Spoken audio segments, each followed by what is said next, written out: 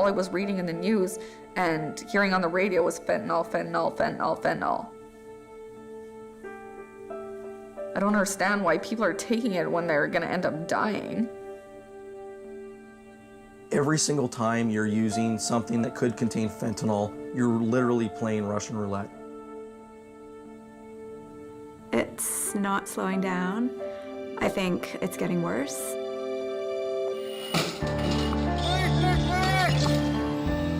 There's no one single item that invokes as much fear as dealing with fentanyl. I don't think of myself as an evil person. I think that I have certain ethical flexibilities, though. People are murdering people with this drug.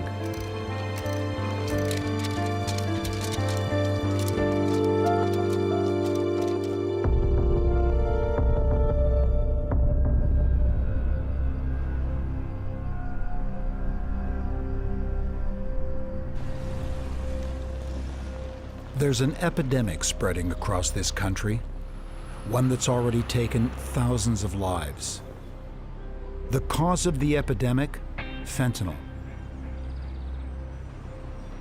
It's spreading like a virus because it's the perfect illegal drug. Police can't stop it, and it's a money-making machine for organized crime. Fentanyl is worth billions of dollars to dealers.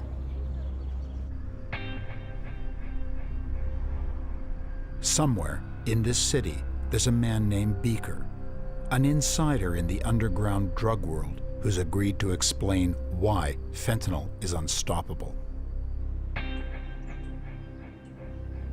By some of the biggest authorities in the field, I was considered one of the best chemists in the world.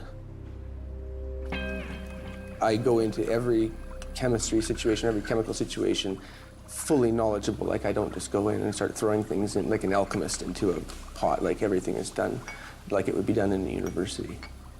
Very conscientious about it. So how hard is it to make fentanyl? For me, not very hard. You could make the equivalent of several metric tons of heroin in a couple of days if you had enough of the chemicals to work with. There was one other person in history that I know of that can, with his own hands, take one chemical and turn it into another one that does wonderful things for people. And that person was God.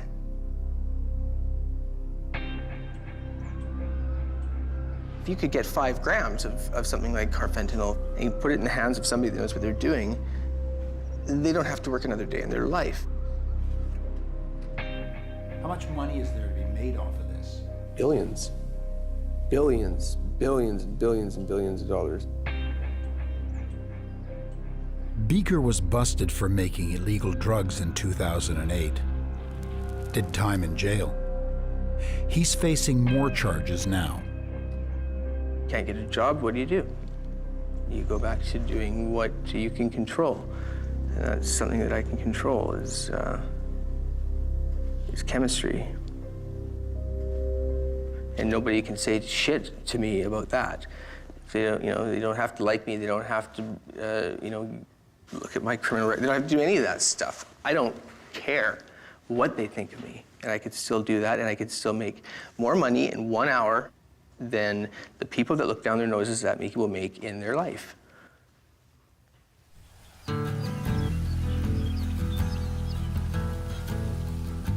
The money that drives this epidemic has spread misery to every part of this country.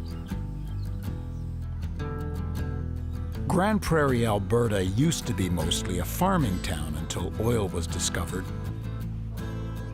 That brought a lot of wealth to the area and a lot of young guys with money who like to party.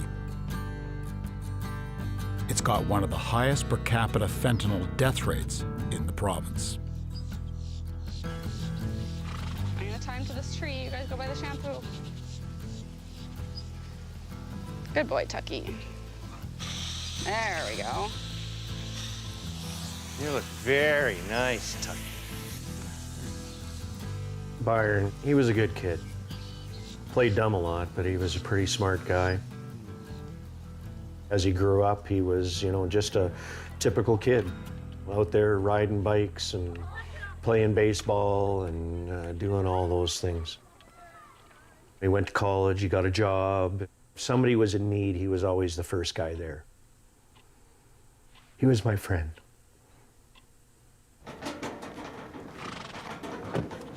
Byron, he helped us move. He helped paint Avery's room.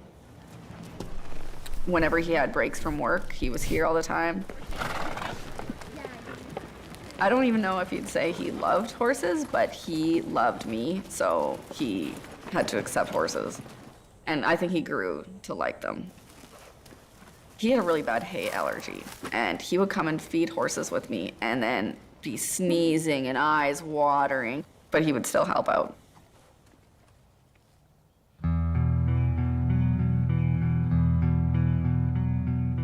He called me at 8 o'clock in the morning and said, I'm coming out. And he came into the house, sat down on my bed and said that he had a problem and needed to do something about it. Like straight out told me everything. Byron had been using drugs, mostly cocaine. August long weekend, summertime barbecue. Never known. Always showed up for work. You would have never have With known. these squirts and be the cop. He's living in my house. I wouldn't know if he's doing drugs or had a problem. Nope. Seen him every day, get up in the morning for breakfast, eat dinner, no clue. But Byron had recently become a father, and he wanted to change. Okay, I'll sit in the corner and watch these squirts. Then when he did come clean, you know, we were all there to help, and we got him out. But that peer pressure brought him back that one last weekend.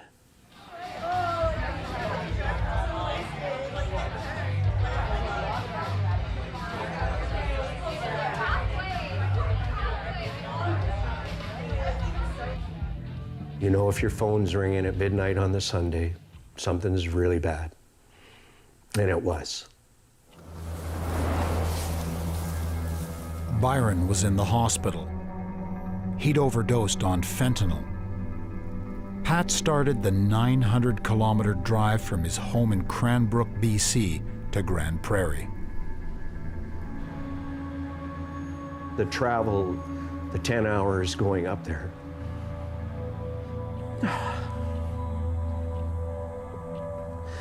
Those ones will be there for a long time.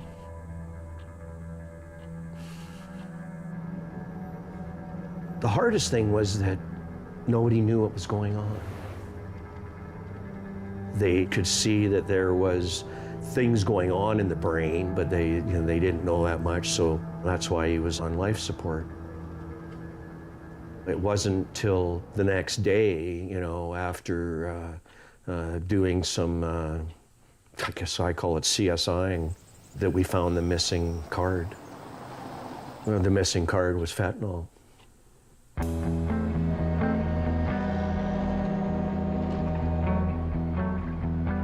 It's a little hard to get your head around fentanyl. There's a legal version. Hospitals use it. But there are several different kinds of illegal fentanyl, the ones causing thousands of people to overdose. Copy, I'll take them through. Corporal Eric Beckler is the RCMP's leading fentanyl expert. There's always been other drugs that have resulted in overdoses, but the spike that we're seeing attributed to fentanyl is drastic. It's going up and up all the time. Yeah, I got the thing there. We're looking easily that this issue is on pace right now to kill 400 people in BC and over 1,000 in Canada this year alone. Yeah, I got the thing there. Fatal dose level of pure fentanyl would be about 2 milligrams. And to give an idea of the size of what 2 milligrams actually looks like, it is just a tiny amount of little tiny grains. Well, this right here, this is a sample of what counterfeit oxycodone pills containing fentanyl look like. On the street, they're called Oxy 80s or green monsters. It's almost impossible to tell the fake ones containing fentanyl from prescription oxycodone pills. Dealers even buy factory-made pill press stamps to make sure they look the same. The problem is, they often get the dosage wrong. If you have pure fentanyl, how hard is it to mix that down to a level where it's not going to kill someone? Without proper equipment, the chances of you making a batch where you're not going to get at least a few hot spots, it's almost impossible without the right equipment. This is how many dealers cut their fentanyl. Using colored sugar, Corporal Beckler demonstrates what happens when you try to mix a toxic drug in a kitchen blender. When you're mixing up a batch of fentanyl, it is so incredibly toxic and potent, it's very, very difficult to get a consistent mixture throughout. So now if you can see, if you look closely here, there's certain areas like this entire white patch here has virtually none of the blue coloring sugar to represent the fentanyl, but certain areas have higher concentrations, such as this area here. This could be a hot spot. This could all be a deadly area within that compound of over-concentrated or highly concentrated area. Certain areas would absolutely be lethal dose.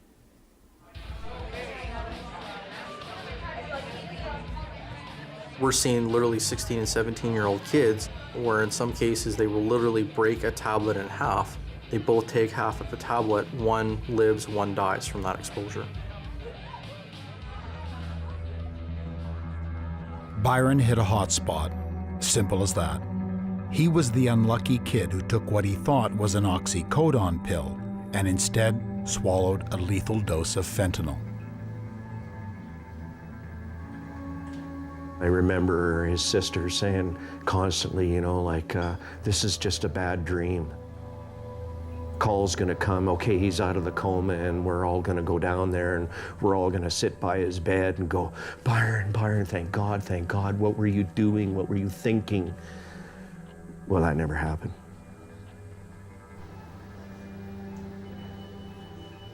They said he would probably never even open an eye, like, ever again.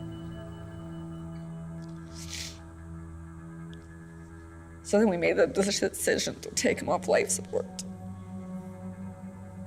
His brain was fried, and there would be zero chance of him ever leading any kind of normal life if he ever did wake up. Even if there was a hope, so much damage was done that there would be nothing. How many eggs we get today? 5. Dave, Are there 5? Another mosquito. You have to think, I guess, of Okay, crew. ultimately what's best for him. That's what the end was, you know. What is the best for him? What life would he have had? Never, ever expecting that we'd ever leave a hospital. So now he's gonna miss out on his son and, like, my girls.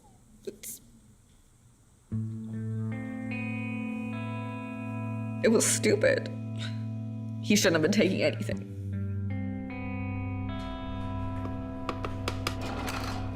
This isn't pot, this isn't soft, you know, drugs. This is hardcore death material.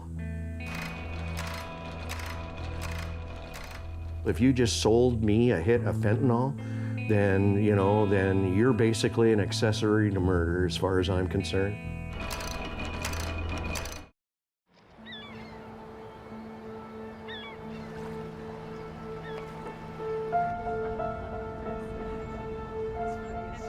The fentanyl epidemic gets a lot of media attention when it kills someone in the suburbs.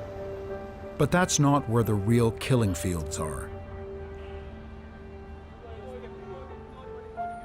That's happening in places like Vancouver's downtown east side. More people die in these few blocks from fentanyl overdoses than almost anywhere else in Canada. Partly because when fentanyl surfaced here, it surfaced not as a pill, but as a powder, sold as fake heroin.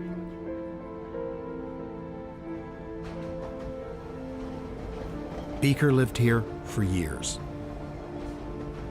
I don't remember the last time I've had actual heroin, because I am a heroin user. About 90% of the street heroin is now fentanyl. Heroin almost doesn't exist anymore. Fentanyl, if you could visualize it on a map as it spread, you know, that's exactly what you would see. It would be exactly what you'd see on a petri dish with a virus or bacteria. Fentanyl started somewhere and it just slowly just shot off and it's just taking over everywhere.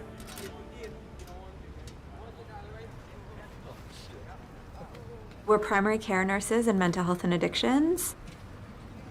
We help the people who have difficulty helping themselves and have difficulty accessing traditional resources. People who may otherwise be forgotten about or fall through the cracks. Hey, Laura. Any trouble breathing? Tongue's pretty swollen, eh? I think we're just gonna give you cab vouchers to go to the hospital. But I could come with you if you need some support. Right, you guys are going to see your new place. Yeah. Okay. It should be in quick back and forth with half an hour. But if you want to have the other lunch later with your meds, just remind staff. They said they were going to set it aside, and that should help. Okay? No problem. Thanks for your help. No worries. I'll see you later. Instead of helping people with their day-to-day health needs, these nurses are finding that fentanyl is starting to impose itself more and more in their daily routine. Are you feeling okay? Oh, I don't know. It's hard. It Just feels sit like... down and relax for a minute. Oh. I know I'm allergic to morphine, I think. Yes, morphine. And is that what you were injecting just now? No, down. Down. Yeah. And you injected right in the foot there? Yeah, right there. Let's put your foot there. It worries me just in case if it's to get higher up, right? Right. If it spreads, I guess. Yeah. Then I have to worry.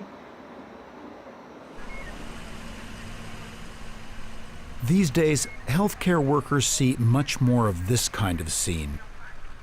A young woman overdosing on the street. We've seen a ridiculous increase in overdoses and deaths from overdoses because of fentanyl. Overdoses are a daily occurrence on the downtown east side. Sometimes the addicts don't know what they're taking. Sometimes fentanyl is all they can get, and sometimes they just don't care. Like, if I had fentanyl right now, I'd use it. But I don't. I don't have the money for it. I gotta go make that money. And if somebody offered it to me, I'd do it. Just because I wanna get high and I want it to last. What happened to your neck, man? That's where I inject every day. Nothing happened to it. It's just from using. Day after day after day. Fentanyl takes you up to a point where you can relax and deal with reality. And that's what I'm looking for. A lot of people I know have died from fentanyl, and I still use it. It doesn't matter. You just you deal with it the best way you can. Like, so maybe you won't die the next time you do it. Maybe you will. That's your choice every time you stick a needle in your arm.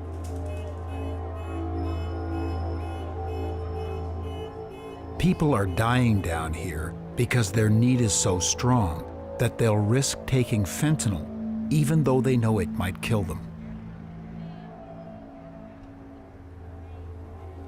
When you're in need of an addictive drug like fentanyl, you're not going to give a shit if you've gotten getting fentanyl that might be overdosed or underdosed or whatever. You're going to do it anyway. Just imagine yourself being held underwater, and you know your mouth is that far from being able to take a breath, and you're suffocating, you're drowning. Just being able to get to the surface and take a breath, that's the feeling that you get when you get the drug that you need when you're sick. Once you've become addicted to fentanyl, you never again in your entire life will ever feel normal, that you knew as normal as a kid, ever again. I don't really have anything else, so when something like fentanyl or something like that comes along, it's like a real friend again, you know, like it's comforting and it gives you something to want. Come on in, Bones. When I had the infection on my ankle. You can't stop addicts from using, according to Beaker. Oh. Do you think you have any interest of going on methadone in the meantime, or no? Maybe. Okay. Let me know when you're interested, okay? I can help. He says all you can do is clean up the aftermath. Okay. I was at somebody's apartment and I heard a thump in the bathroom. And so we kicked the door open and there was a girl laying on the floor and there was a syringe on the ground beside her, so we knew what had happened. It took 3 full ampules of Narcan to bring her back. You know, we were administering CPR and everything, like she was dead. Narcan, also called naloxone, reverses the effects of opioid overdose. It's given out free now in Alberta and British Columbia to try and slow the death rate caused by the fentanyl epidemic. Right now, this is the only tool that we have to potentially save someone's life. And educating people and getting the kits out and making it a talking point. So, Thomas, we're going to go over some of the information. I know you've had a kit before, you've had training before. Yeah. Okay. The kit you had, was it used, stolen? Yes, it was. Okay. It was used. Did you use it? Yeah. How did it go? Well, the guy's still with us. Yeah. Yeah. Okay. And so push it all the way in. Did you see that? Oh, well, where'd it go? It's a spring-loaded needle, and that's a safety feature so that whoever's administering the Narcan doesn't get poked. Yeah, that's cool. Right? Any addict on the downtown east side can get a free naloxone kit. Yeah. Jarrett, a local hero at the Skid Row hostel where he lives, has already been through a dozen. You were just telling me about 12 overdoses that you've administered naloxone for in your building. 12 people, 12 times. There's been residents or staff that have come to my door when there's been an overdose, and I've made it to their room, administered it, waited for the paramedics, and saved them. Yeah, and they came specifically to you because they knew you had it. Yeah, it was posted on the walls on each floor that I had a kit. I was the first one to get them when it was experimental. Why do you want to be that guy? Well, it started off, I was just the first one who was asked, and I didn't see any reason that I should say no, right? Like, it was an absolute thing as far as I was concerned, and since then, it's just ballooned into the first one that they come to, even before they go to a phone. Do you think you've seen more? Oh, for sure. Yeah, for because sure. of fentanyl. For sure. Yeah, yeah. For sure. Big increase. It's really easy for people to find reasons not to want to care. This could be anyone's child that ends up here. I think if people really looked at it that way, then maybe they would think differently. The need will never go away. There will always be fentanyl addicts, always be opiate addicts. The profitability of these drugs is so massive that it will never stop.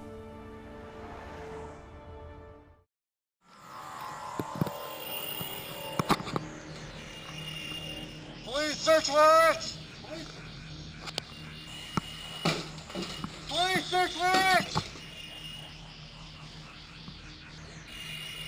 Compressed gas cylinder. 22-liter reaction vessel, looks like iodine. When dealers transport fentanyl, they send it in its purest form. Less weight, smaller packages, easier to smuggle. Mixers. Oh boy, this is big. But pure fentanyl kills on contact. So it's back to school for these drug cops. Corporal Beckler is teaching them how to stay alive during a raid on a fentanyl lab. So what we're gonna do is we're gonna put you guys on air now and just make sure you feel comfortable with it. Just breathe normal, okay? Your tanks have like an hour of air in them. They've got lots of air, so don't worry about that. All sorts of different synthetic drugs have their own hazards. However, there's not one single drug that causes as much stress and fear for members of our team than dealing with pure fentanyl. Check every corner, check everything, right? There might be something you need to see, and then as you guys come across problems and hazards, let me know, and then we'll just go from there and decide what we can do.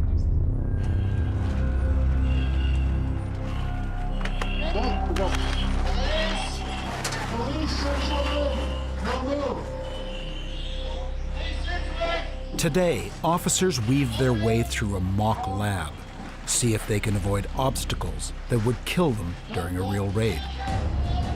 It's very difficult working with that kind of personal protective equipment. It's hot, it's bulky, your dexterity, your field of vision is restricted. We're normally able to see out of the corner of my eye, peripheral vision. I don't have that. Hey, you got some white powder in a bowl on a table. Every time we're dealing with fentanyl, it's a perfect recipe for a drug trafficker. It's a perfect nightmare for a police officer. That's right, one step up. It's just going to continue to grow as an evil entity within the community.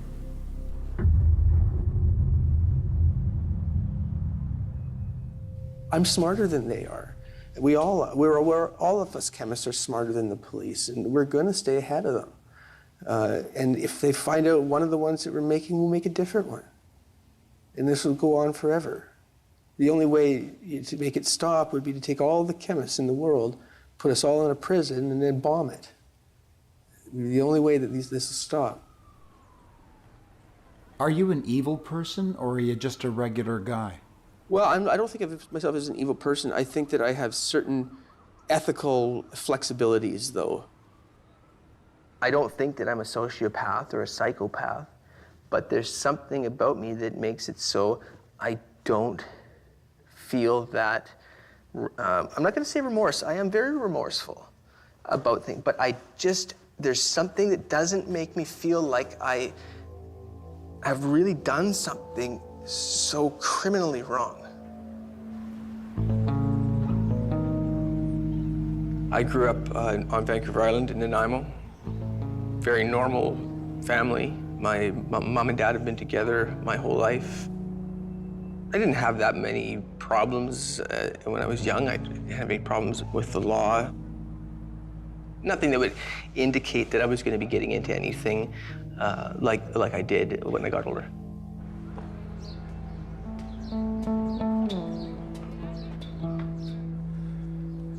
I have a BSc in biochemistry. In my last year, I was in a chemistry course. The assistant for that course, the teaching assistant, approached me about making LSD.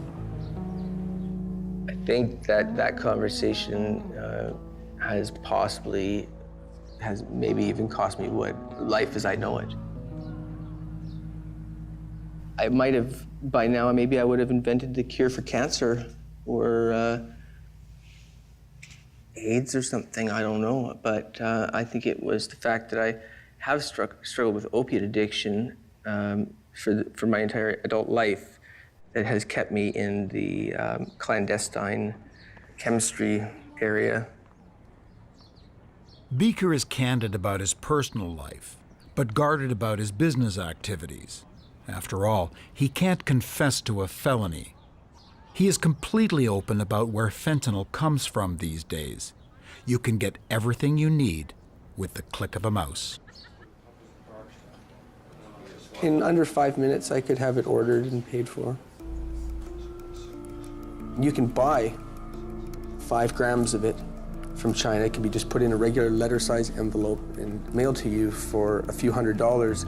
And that 5 grams is going to make the equivalent of several kilograms of street-level heroin. Yeah, this one looks pretty good. I think I would probably take a chance on this one. See, this is an actual chemical company that's willing to sell it to you. But they are all research chemicals, so they're all legal out of China. And there's nothing here to say that this is not legit. So yeah, found. I would say without China, it wouldn't exist because most of the research chemicals that are these massive potencies with respect to fentanyl or heroin are all being made in China. They're all being invented in China. Order fentanyl online, and within 48 hours, an envelope will arrive at your door. Replacement guaranteed if it doesn't make it. We got a phone call that there was an incident taking place in the Fraser Valley outside of Vancouver of a person who had been exposed to the contents of an envelope. That person actually died from their exposure.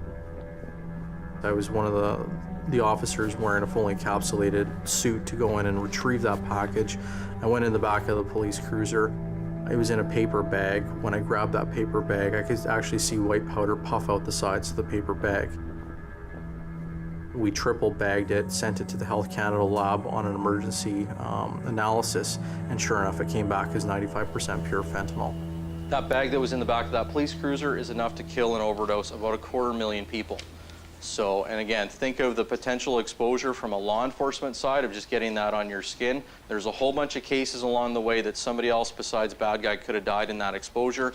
Because of the potency of fentanyl, that 1 kilo of fentanyl will then make 100 kilos of counterfeit heroin. It has to be... It gets overwhelming at some times, given where the issues are, and you continue to hear deaths are going up.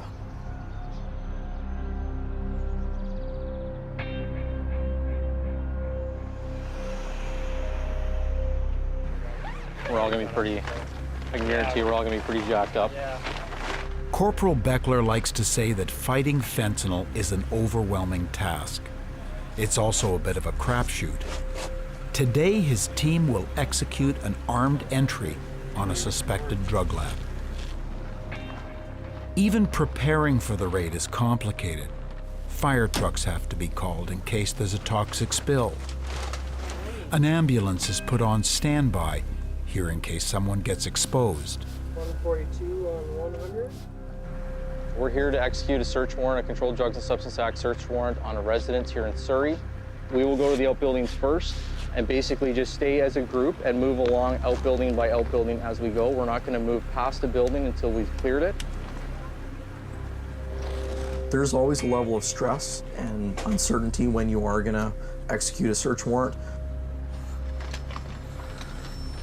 Every time you go into a house, though, you have no idea what's behind that door. Is it being booby-trapped? Is there somebody there with a gun? So it's always a bit of a fear and mystery that way.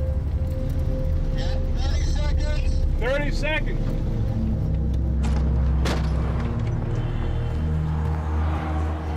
Let's go.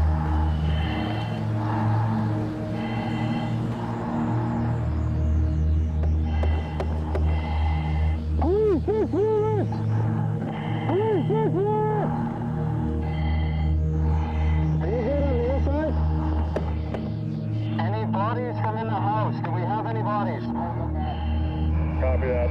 All clear. Gonna do a secondary search. Make sure there's nobody here. Gotcha. We're good. Upper up. Gone. A few residual chemicals left around. If anyone was cooking drugs here, they left ahead of the raid.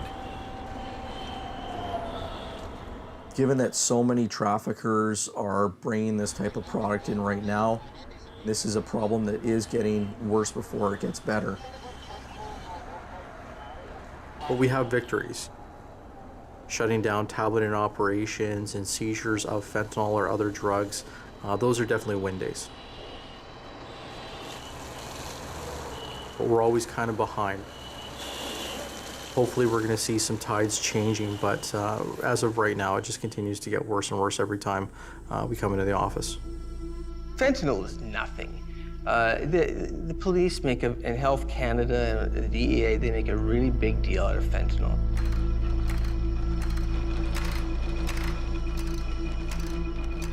It's really not that big a deal. There's much more dangerous things to worry about than fentanyl.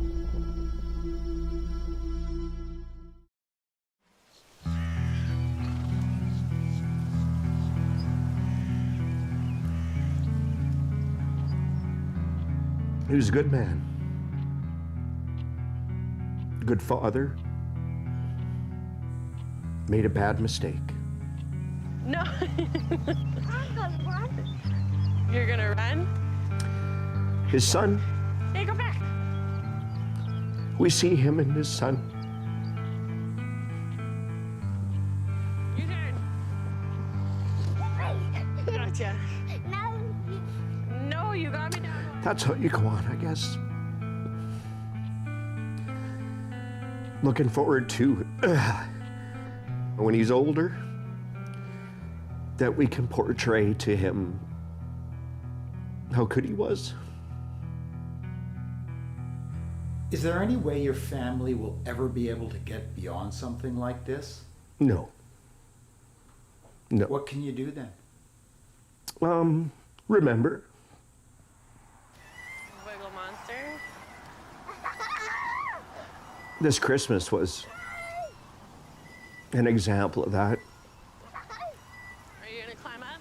We all sat around the one night and reminisced and had some laughs, had some cries. Do you know that he died on Josie's birthday?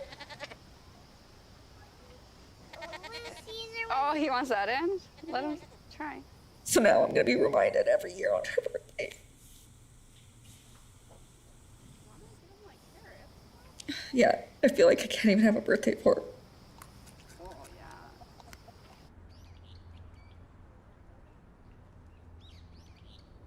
I know I've probably ruined a lot of lives through the drugs that I've made, but for some reason, and I'm not just saying this just to sound evil or anything, but I don't feel bad about it. I don't lose any sleep over it. Beaker says the fentanyl epidemic is coming to a close, but that's not good news. We're about to be flooded with a wave of new synthetic drugs. Just one very minor variation to the molecule, and it increases its potency by a factor of 100. Fentanyl is soon to be obsolete. It's just not going to be out there anymore because there's much more profitable. It doesn't matter about better, safe, or nothing. It's much more profitable drugs and molecules are on the way. And they're in the mail right now. Furanol fentanyl. I have not heard of this. This is a new one. And this is a brand new research chemical. I do know of a large quantity of bromidol that's in the area. It's approximately 75 kilograms. Now that's going to make several, about $10 billion worth of finished product. But they wouldn't even know if it was coming through customs. They don't even know what it is.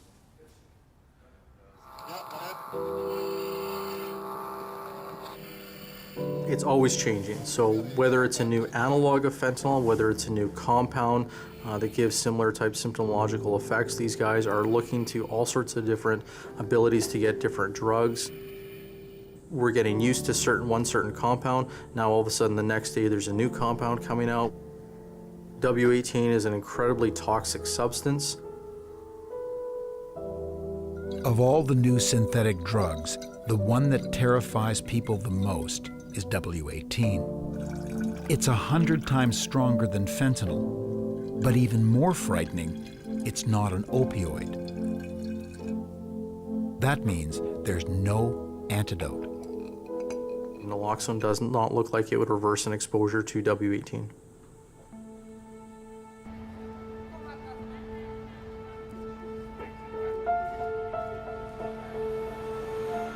W18 will take away the only antidote Kira has to fight death by overdose. W18 is going to keep on coming. The fact that it's 100 times stronger than fentanyl is really scary. And then if it wasn't even an opioid, so naloxone wouldn't work, is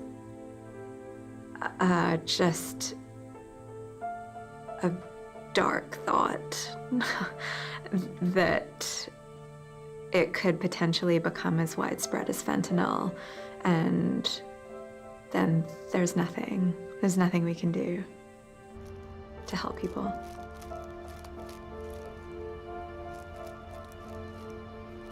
It's not slowing down. It's getting worse. It's going to get worse. I do not, by any means, think that this is coming to an end.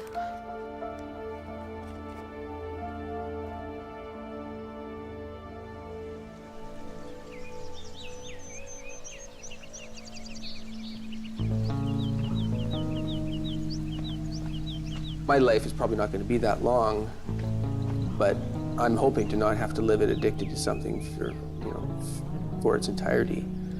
Although the likelihood is that I probably will go because of drug use. I would like to, be able to leave something behind to this world other than different versions of fentanyl syntheses. Chemistry is one thing that I don't screw up. And I get recognition for that. As bad as that is, it results in a number of different negative things, but still for that moment when I know that somebody is pleased with what we've done, that gives me, a feeling of actually, I am good at something. There's something that I am as good at as my dad is at, everything,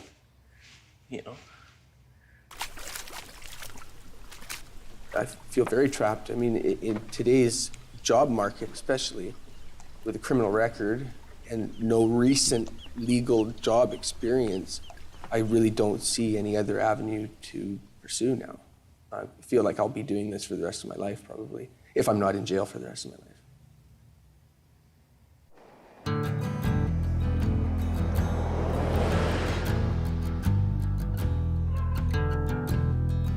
More than 2,000 Canadians have died from overdosing on fentanyl.